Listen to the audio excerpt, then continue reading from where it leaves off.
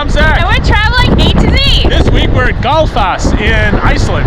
Really windy, and it's about, I don't know, 35, 38 degrees Fahrenheit, or like 3 degrees Celsius right now.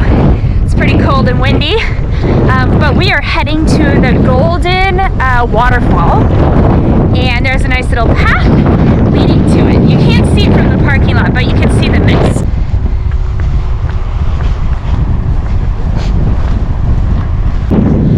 So this waterfall is supposed to be one of the more impressive waterfalls in Iceland. I don't know, we've seen a lot of really pretty waterfalls that have been all really impressive, so I can't wait to see this one.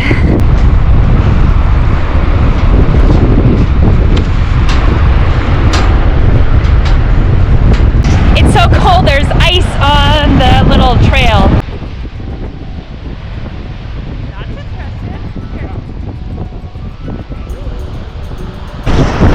It's windy and cold here. Freezing. The water coming off the waterfall is probably 33 degrees. It's so cold and the mist is cold too. We're at Gullfoss, or the Golden Waterfall. We are in the southwestern part of Iceland right now doing the Golden Circle. So the Golden Waterfall was designated a natural reserve in 1979. And it's a fun little place to come and visit on the Golden Circle. The Golden Waterfall has 3 theories of where the name comes from.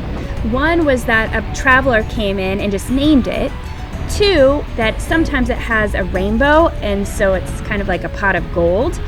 And then the 3rd is when the light hits it, it turns gold. Not sure the actual reason the waterfall got its name, but those are some of the theories. So the Golden Waterfall is made up of 3 different falls. There's an upper, middle, and lower. You can see the lower from the lower deck, but it definitely has a lot of breeze and the mist kind of gets everything wet. Right here is kind of the middle waterfall. And if you keep going, there's the high or the upper waterfall. And right now we're walking to the top part of the waterfall. There is on the lower deck another little trail, but we couldn't take it because it was blocked off.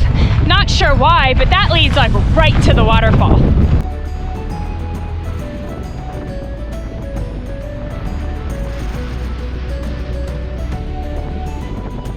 You can see the white caps. So there's a couple different paths. You go the lower part of the falls, a middle, and an upper part of the falls. I personally think the lower part of the falls has the best view of the falls, but it is definitely misty and rainy. We're now heading to go see the erupting geyser. 80 to 100 degrees Celsius. Go look at geysers. So we are at Geyser, and we're gonna go find the geyser that erupts every 5 to 7 minutes. So it erupts because there was an earthquake, and in 2008 it started erupting. It had a brother geyser next to it, which used to erupt all the time. Now only erupts occasionally at night, so people don't see it. But now this one took over. Oh, that one's bubbling. Oh, that's a Uthu geyser. I think we found it. It's probably where all the people are standing. So when the big geyser erupts, it erupts about 35 to 45 meters tall. Sometimes they'll do like a little one and then a big one, and sometimes 2 little ones, and sometimes just one. You just never know. You just have to show up and kind of watch.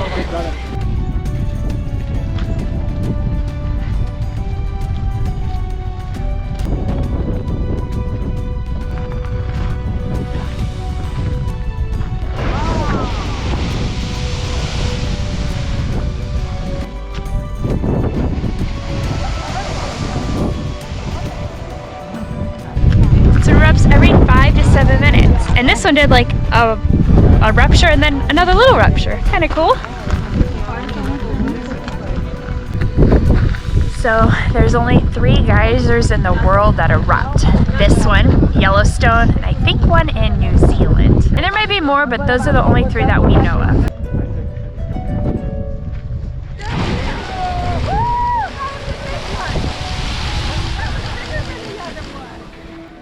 We're now heading to go get lunch in a greenhouse.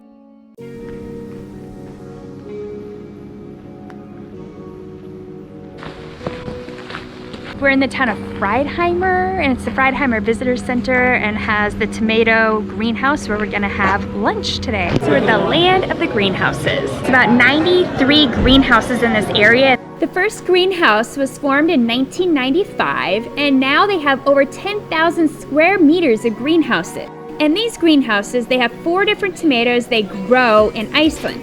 A cherry tomato, a plum tomato, a peccola tomato, and a flavorino cocktail tomato. So this is the greenhouse that they start the little plants in. They stay in the nursery about 6 to 8 weeks, and once they start flowering, they get moved to other parts of the greenhouse. It's their heating system. Yeah, they're heating this whole place with that little pump right there. That's it. That's all the energy they're using to heat this place. The greenhouse is heated by geothermal energy. The pipes have 200-degree Fahrenheit water through them that keeps the greenhouse at around 75 degrees Fahrenheit. These are tomato plants, and we're gonna go eat some tomato soup from the tomato plants. About 2 tons of tomatoes are harvested every day. At this restaurant, they use the tomatoes that they pick. So everything on their menu has to do with tomatoes. So you could get tomato pasta, you could get mussels with tomatoes, you could get tomato soup with bread, which is their most common, and it's all you could eat. You also could get tomato ice cream, tomato sorbet, tomato drinks, tomato everything. It's pretty cool. They have tomato beer.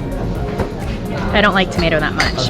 They have cucumber salsa and butter and sour cream to go with the bread.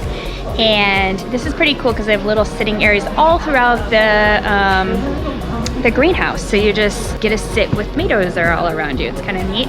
We went with the all-you-could-eat tomato soup and bread. So the tomato soup is super sweet.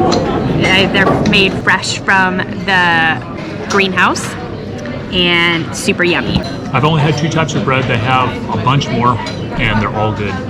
They're freshly made here too. At the table they give you a basil plant to cut your own basil. And you just put it in your soup. How fun is that? Bees in a box. So each box has female bees and 1 queen bee, and they keep the female bees are like the best workers, and so 1 bee will pollinate over 2,000 of the flowers in here. So we just finished eating at the tomato greenhouse, and it was amazing. The bread was good, Really good. the soup was good, and it's a fun environment. Now we're gonna go look at their horses because it's a farm. They have Icelandic horses. Aw, cute. Yeah, nope, that's not food. He's so cute. It's an Icelandic horse. So at the tomato farm, they do a horse show, so we're gonna go watch it. Welcome to a meeting with the Icelandic horse. The Icelandic horse is very special because it's been around for over 1,000 years, and no horses have been imported into Iceland. There's over 100,000 Icelandic horses and even more abroad. All horses have 3 different gaits: a walk, a trot, and a canter. The Icelandic horse also has a tote and a pace, which makes it really special. They all kind of look the same to me, the trot, same foot gait, as walk. And it is I don't know. sometimes Walking faster. This is walking really fast. This is Trotting? slow running, and that's fast running. Yep. And they call it different stuff, but that's basically what it is. But the Icelandic horse is the only one that does all 5 different walks, apparently. And their best one is the tilt. The tilt is the smoothest one, and that's the beer holding one. It's like trotting, running, tilting. This is their stables. I love their hair, though. You're sleeping. You're ignoring me. Okay, let's try this one. Look how fuzzy he is, though. Look at this fuzz. So they get a lot of hairs, and they're starting to get their winter coat right now. Icelandic horses are way different than any other horse in the world, and the Icelandic horses can only eat like grass. So apparently tourists were feeding some of the horses like apples and carrots, and the horses were getting sick and getting stomach aches, and they couldn't figure out why, and it was because the animals can't tolerate anything but grass. Huh, yeah, you just like grass. We're now heading back to Reykjavik so we could get our COVID test so we could fly home tomorrow evening. And this is how we have to end our day so we can go back into the United States. And this is where we're going to get COVID. Actually, this probably will be the most likely place to get COVID. Yeah.